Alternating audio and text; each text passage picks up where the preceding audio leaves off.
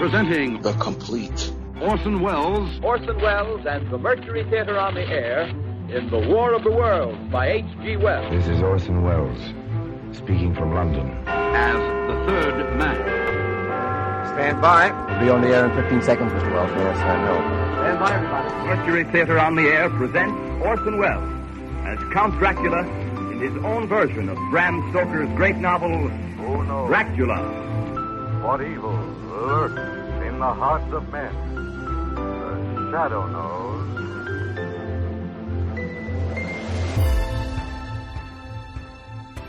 Hello world, welcome to The Complete Orson Welles, brought to you by Dwayne Old Time Radio. This podcast will feature various classic radio programs ranging mostly from 1936 to 1952 that Orson either produced and directed, was featured on, or starred as a guest. If you enjoy my podcast, you can subscribe to receive notifications of new posts. Subscribing is free and only takes a moment. New episodes are posted weekly. If inclined, please leave a rating and or review on your preferred podcast service. Thank you for your support. Hope you enjoyed the genius of Mr. Welles. Suspense is here for this week's episode, and this one is titled The Lost Special. This episode aired September 30th, 1943.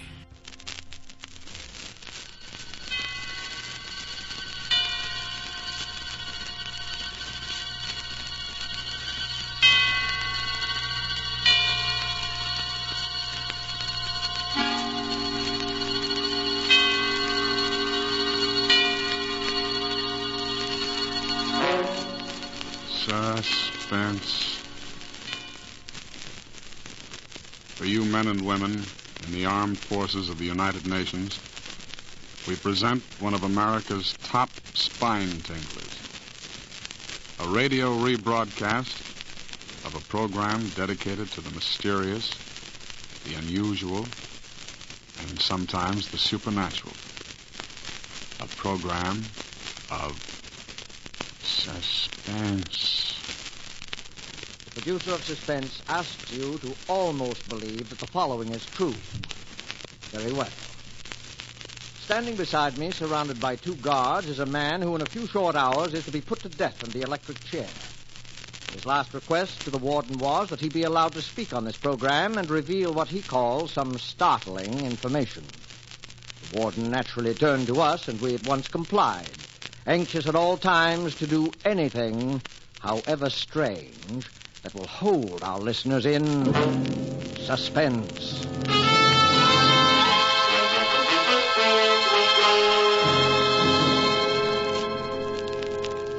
All right. Ladies and gentlemen, I'm speaking correctly? Yes, right here, sir. Thank you. Ladies and gentlemen, this broadcast will never be completed. I'm going to tell you a story. This story involves a number of famous and influential people here as well as abroad.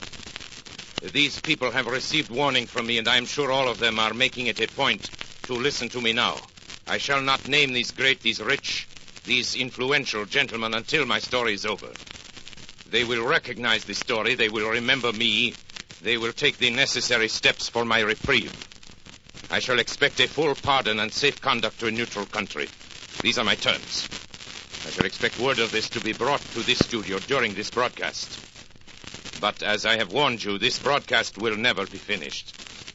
You will never hear those names. It is certain my price will be paid. I am presently under sentence of death for my activities in the matter of refueling German submarines in the Caribbean. My full confession has been reproduced in the popular press.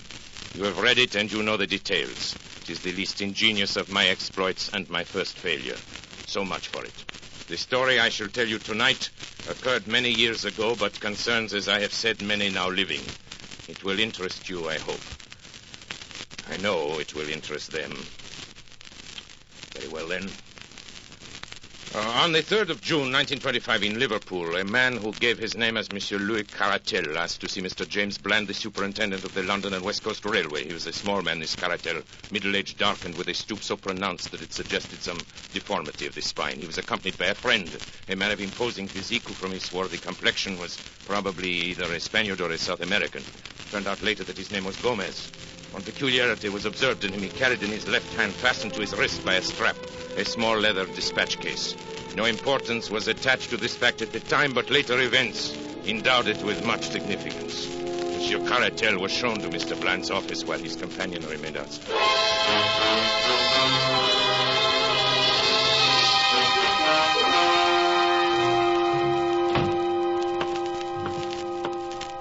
How do you do, monsieur? My name is Louis Caratel.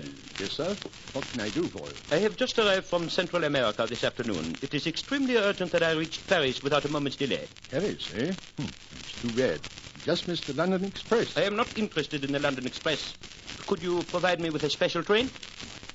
Yes, I think that could be arranged. Oh? It's quite an expensive proposition. Money is of a small importance, monsieur. Time is everything. If you can arrange a special for me in a hurry, you may make your own terms. Very well. Mr. Hood, will you step over here a moment, please? Yes, Mr. Bland. Mr. Hood, here's our traffic manager, Mr. Caratel. Hood, I want you to arrange a special for him. He's going to Paris.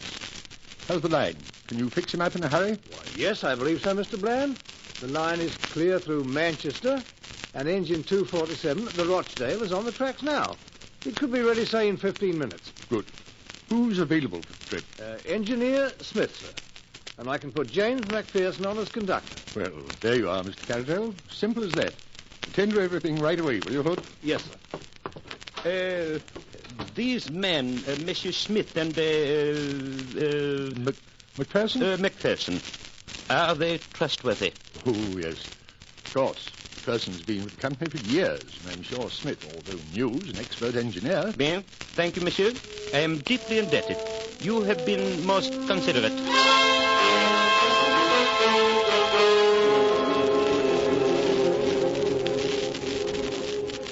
At 4:31 exactly by the station clock, the special train with Caratel and Gomez steamed out of the Liverpool station. The line at that time was clear, and there should have been no stoppage between Manchester. At 6:15, considerable surprise and some consternation was caused among the officials at Liverpool by the receipt of a wire from Manchester to say that the special had not yet arrived. An inquiry directed at once to St. Helens, which is a third of the way between the two cities, elicited the following reply. To James Bland, Superintendent, Liverpool. Special passed here at 4:52. Well up to time. Dowser, St. Helens. The wire was received at 6:40. At 6:50, a second message was received from Manchester. No sign of special as advised by you. And then, 10 minutes later, a third, more bewildering. Presume some mistake is proposed running of special. Local train from St. Helens, timed to follow it, has just arrived and has seen nothing of it. Kindly wire advices. Manchester. The matter was assuming a most amazing aspect. Although in some respects the last telegram was a relief to the authorities at Liverpool. If an accident had occurred to the special, it seemed hardly possible that the local train could have passed down the same line without observing it. And yet, what was the alternative? Where could the train be? A telegram was dispatched to each of the stations between St. Helens and Manchester, and the superintendent and his traffic manager waited in the utmost suspense at the instrument for the series of replies. The answers came back in the order of questions, which was the order of the stations, beginning at St. Helens. Special passed here, 5 o'clock. Collins Green. Special passed here, 5:06. Earlstown. Special passed here, 5:10. Newton. Special passed here, 5:20. Kenyon Junction. No special train has passed here. Barton Moss.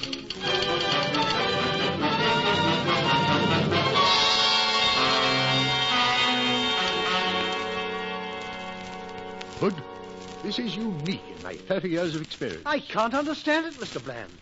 The special has gone wrong between Kenyon Junction and Barton Moss. And yet there's no siding between the two stations.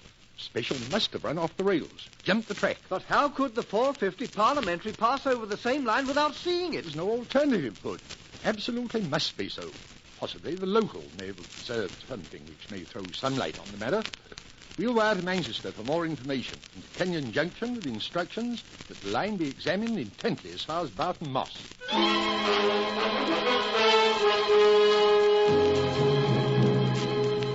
The answer from Manchester came within a few minutes. No news of missing special. Driver and guard of local train positive no accident between Kenyon Junction and Barton Moss. Line quite clear and no sign of anything unusual. Manchester.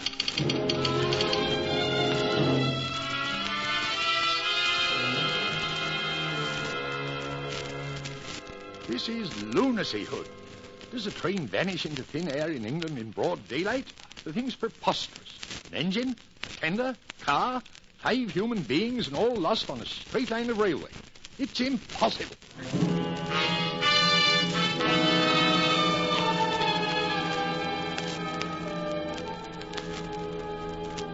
A month elapsed, during which both the police and the company prosecuted their inquiries without the slightest success.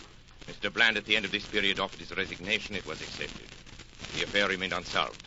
A reward was offered and a pardon promised in case of crime, but they were both unclaimed. Every day the public opened their papers with the conviction that so grotesque a mystery would at last be solved, but week after week passed by, and a solution remained as far off as ever. Then a new and most unexpected incident occurred. This was nothing less than the receipt by Mrs. McPherson of a letter from her husband, James McPherson, who had been conductor of the missing train.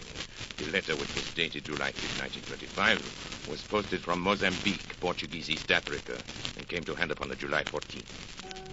My dear wife, I've been thinking a great deal, and I find it very hard to give you up.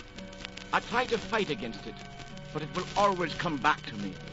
I send you some money, which will change into 20 English pounds. This should be enough to bring you here. Things are very difficult with me at present, and I'm not very happy, finding it so hard to give you up. So no more at present. From your loving husband, James McPherson.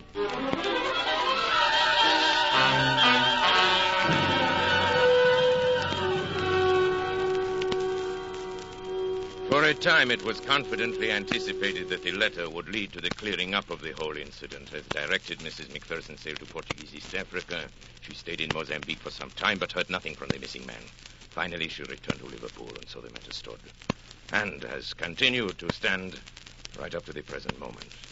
Incredible as it may seem, nothing has transpired during those 18 years which has shed the least light upon the extraordinary disappearance of the special train which contained Monsieur Caratel and his companion, Mr. Gomez, and McPherson, the conductor, Smith, the engineer, the fireman named Slater. And now, after all this time, I shall clear up the entire affair. And unless I hear from those so highly respectable gentlemen who were my employers and who are completely implicated in the crime, unless I hear from them before I'm finished, their names will be revealed on this broadcast. Take final warning, gentlemen.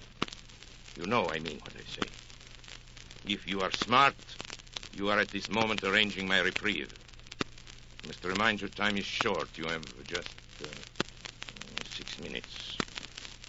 Now, for the interest of my other listeners, I shall resume the story of the lost special. In a word, there was a famous trial in Paris in the year 1925, perhaps you recall it, in connection with a monstrous scandal in politics and finance. How monstrous that scandal was can never be known except by such confidential agents as myself. At stake were the honor and careers of many of the chief men of Europe and the United States. A secret committee was formed to manage the business. Some subscribed to the committee who hardly understood what were its objects, but others understood very well. They can rely upon it that I have not forgotten their names. Do you think I could forget your names, gentlemen? You pillars of the community, great, rich, respected, honorable men. Do you remember that day in May 1925? The fashionable country club, remember? And the golf game that was played there that spring morning? Ladies and gentlemen, that was the strangest golf game ever played in the history of this world. Oh, wretch. Look at that drive. I've been playing badly all morning. You topped it, Senator. Perhaps you're a little nervous. I beg your pardon? Yeah, join your game. Well, I'm not sure. Not sure of what? Of me? Promise you, gentlemen, you can be very sure of me. I'm the man you're supposed to meet. The distinguished congressman here can vouch for me. Yeah, he's the one, all right. Yes. This is the Lerniac. Mr. de Lerniac, may I present My name is not really de Lerniac, gentlemen, but I am sure that bothers you no less than it does me. Besides, there is no need for introductions. I know everyone present by sight and by reputation. My drive, I believe. Thank you. Not so good. 200 and, about 50 yards. I hope I'm not going to continue in this way. You're sure we can talk safely here, Frank? How do we know Please that... set your mind at ease. We shan't be overheard in the middle of a golf course. There is no convenient hiding place here for dictaphones, even in the rough, where I notice you're playing a great part of your game, Senator. You must be nervous this morning. No, but I don't like it. I don't like it at all. Well, it's not the superlative course you are accustomed to on your own enormous California estate, sir, but it's going to have to serve our particular purpose. Oh, by the way, let me compliment you on the way you've had your syndicate of newspapers handle the recent strike situation and the editorial which appeared under your own signature this morning. Yes, well calculated to stir up trouble with the labor. Let's get on with our business. Yes, Mr. de Lerniac... At your service, sir. And may I suggest we continue our game? I know the absence of caddies is an inconvenience. Mr. de Lerniac, certainly. In June, a month from now in Paris, there will be a most important trial. Ah, yes. During its progress... pardon me, are you referring to the Serinsky trial? Yes. You know about it, then? Well, certain interesting details. I know something about it. It's my business, after all, to keep myself informed about these matters. It is not for nothing that I am known as the most... Let me continue, please. This trial, I'm speaking in the utmost confidence, you understand. This trial could, if certain evidence were introduced, could have a very serious effect upon the prestige and standing of some most important men. I'm sure in fact, it could even... You're shivering, Senator. You find it cold out here? No. Get on with it, Frank. Get to the point. For heaven's sake, please. The evidence which one man could bring to the trial could ruin these men. Without it, the trial will collapse for want of facts. Mm-hmm. But if this one man arrives in Paris, Quite evidently, you do not wish him to arrive in Paris. No. Gentlemen, you have come to the man. This sounds indeed like the sort of thing which no one in the world can manage with such skill and success as myself. I must admit, however, that my services come rather high. Well, it's only natural, since there is only one... The money makes no difference. We have formed a group, a committee, and we have the command of an unlimited amount of money. Absolutely unlimited, you hear. We will name people and places now. Who is the gentleman whose appearance in Paris would cause such regrettable embarrassment? His name is Caratal, Louis Caratal. He knows everything. He has papers, documents, all I the understand. evidence. Where is this Monsieur Caratal at present? Well, he's sailing from somewhere in Central America within the next few days. That much we know. Good. Central America. I have an excellent man down there in Central America. This Caratal, you know anything about him, his personal habits? No, very little. He's a small man, dark. He has a bodyguard, a great big bruiser named Lopez. Let me see, from Central America. That would be the Americano Tropicano. But those are my ships. Trips all commence at Liverpool, I believe. That's where the ships dock, and our famous trial is to begin in 3 weeks. That would mean that Monsieur Caratal would go directly to London, and I imagine that once there he would be heavily guarded, since it can be no surprise to him that you gentlemen are not without connections in the British capital. That's good, clean thinking. This is not so simple as some of my other exploits. A simple assassination. Huh? There's your ball, sir. You're playing a Dunlop 38, aren't you? Huh? Yes, to be sure, yes. Quite. As I said, a simple assassination, the usual clumsy job, will not do here. The documents might, after all, be found. The bodyguard might survive somehow, and then we have accomplished nothing, that's all. Yes. Are you going to play? Yes, of course. Topped it again, I'm afraid. Shall we proceed? I already have 3 plans in my head, gentlemen. I have a plan for nailing him at the Central American port from which he embarks. I have a plan for his disposal aboard the ship. But in each of these cases, I, de Lerniac, will be unable to be present, so there is the chance of failure. I will think of a 3rd plan, gentlemen. I shall sail immediately to Liverpool. On my way there, sitting on the deck in the May sunshine, I shall conceive my 3rd plan. It must be something special. Something very special. There I am. Is this your famous water hazard? Well, I think a number 7 iron will do it.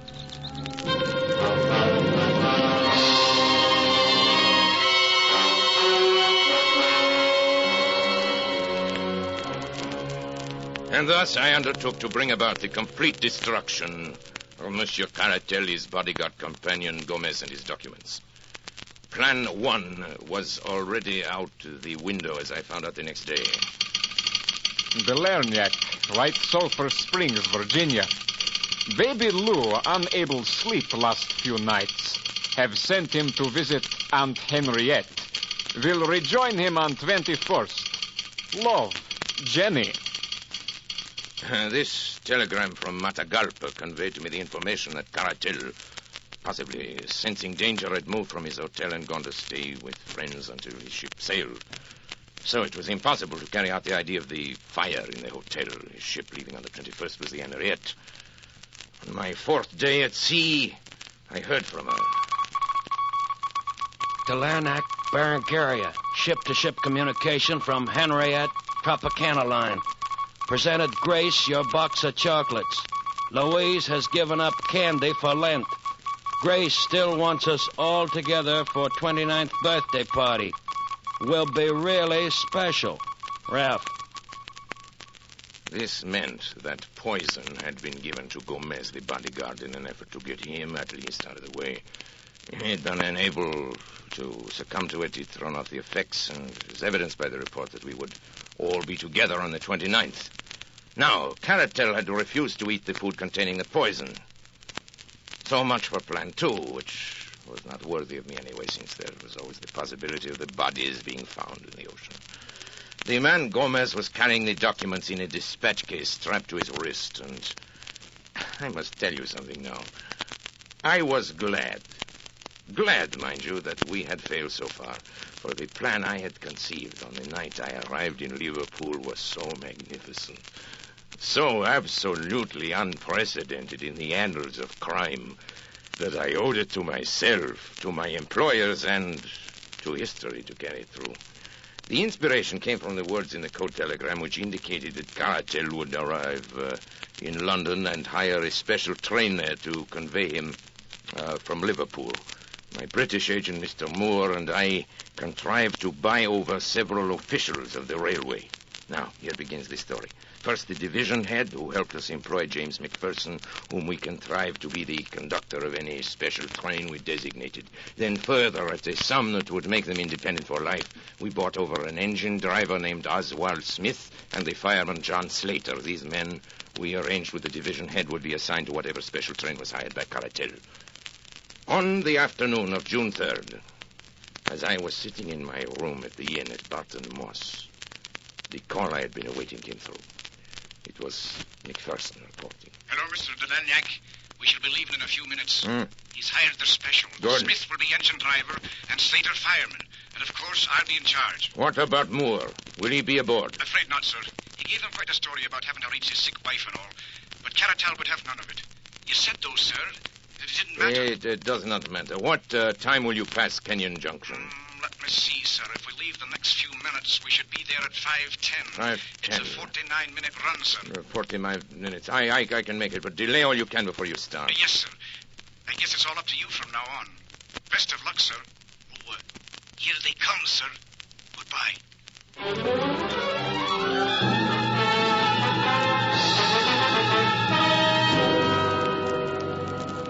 And now I went to work.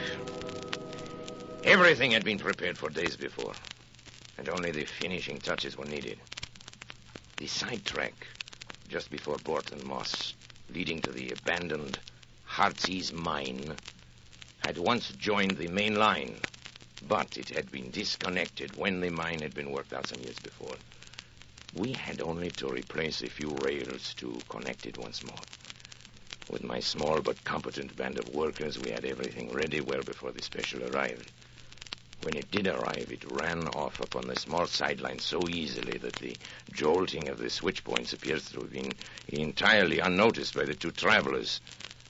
So, now I have our special train upon the small line which leads, or rather used to lead, to the abandoned mine. You will ask how it is that no one saw the train upon this unused line. I answer that along its entire length it runs through a deep cutting, and that unless someone had been on the edge of that cutting, he could not have seen it. There was someone on the edge of that cutting. I was there, and now I will tell you what I saw.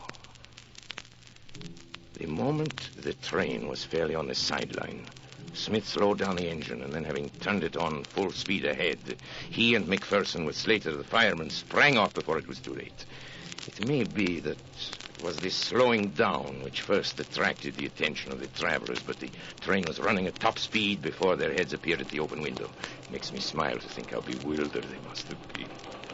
What a catch must have come to their breath as it flashed upon them that it was not Manchester that was awaiting them, but death. The train was now running at frantic speed, rolling and rocking over the rotten, rusty line, while the wheels made a frightful screaming sound on the corroded surface. I was close to them and could see their faces. Caratel was praying, I think. There was something like a rosary dangling out of his hand. The other, Gomez, roared like a bull, but was drowned out by the incredible noise of the train. He saw me standing on the bank, and when he realized he couldn't be heard, he beckoned to me like a madman, tearing at his wrist and hurling the dispatch box out of the window in my direction. Of course, his meaning was obvious. Here was the evidence that they would promise to be silent if their lives were spared. Would have been very agreeable if it could have been done so, but business is business. Besides, the train was now so much beyond our control as it was theirs. He ceased his howling and gesturing when the train rattled around the curve, and they saw the black mouth of the mine yawning before them. They were struck silent by what they saw, and yet they could not withdraw their heads. The sight seemed to have paralyzed them. I had wondered how the train, running at a great speed, would take the pit, and I was much interested in watching it. One of my colleagues, who had joined me there, thought it actually would jump it, and indeed it was not very far from doing so. It leaped into the air and seemed to hang suspended for a moment. The funnel flew off into the air, and then the van, the car, and the engine were all smashed up into one jumble, which choked the mouth of the Great Pit, and something gave way in the middle, and the whole mass of iron, coal fittings, wheels, woodwork, and cushions crumbled together and crashed into the mine.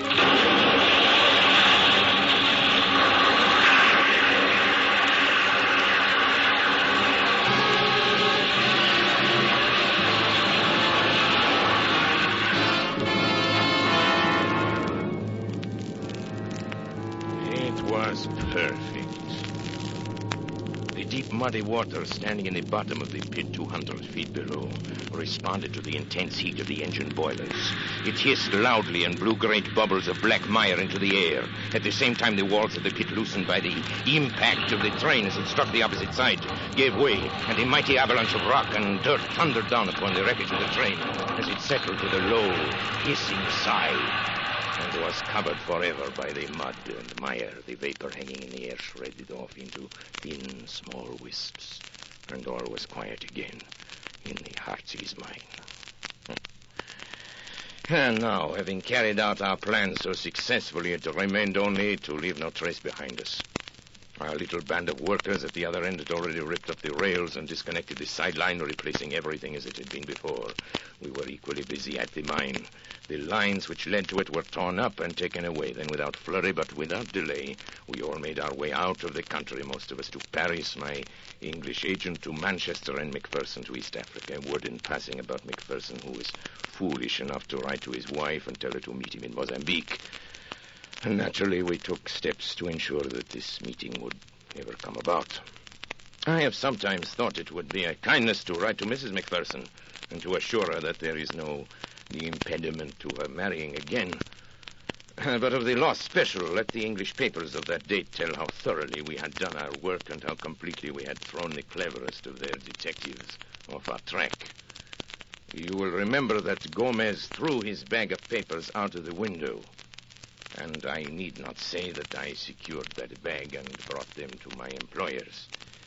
It may interest my employers now, however, to learn that out of that bag I took one or two little papers as a souvenir of that occasion. I had no wish to read the information obtained by these papers, but it is now... it's less than a minute before my broadcast is over. And I have received no word. It is the final hour. I see at the other end of the studio the engineer waving his hands at me that my time is almost up. Well, I gave you warning. You had your chance, gentlemen. Very well. Now I reveal your names. And the first name I reveal is that of Charles Orson. Ladies and gentlemen, they're trying murder. I want you to hear these names quickly. I know you will avenge me. The names are...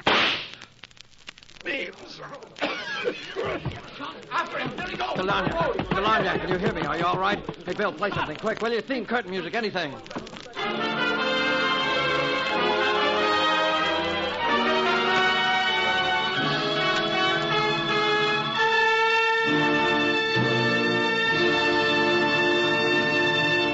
And so closes the last special by Sir Arthur Conan Doyle, starring Orson Welles. Tonight's tale of Suspense. This rebroadcast of Suspense was produced in the United States of America.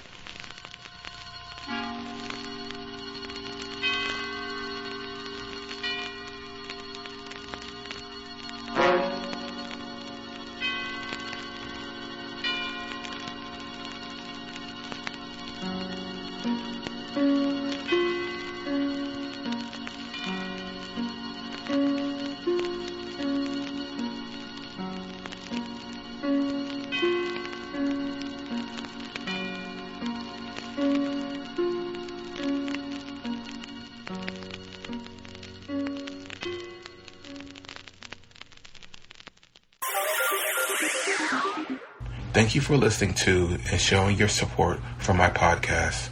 If you would like to receive notifications of when new episodes are posted, please subscribe to my channel. Subscriptions are 100% free, and they really help me get an idea of how I'm doing. You can also go to my website where you can listen to all of my podcasts for free, and you can also download episodes for free. The website is otr.duane.media. There is also donation information on there if you want to show your support or become a patron. You can email me at info@otr.duane.media. I'm also on Instagram at duane.otr. Well, hope you enjoyed, and until next time, stay safe, wish you well, and as always, peace.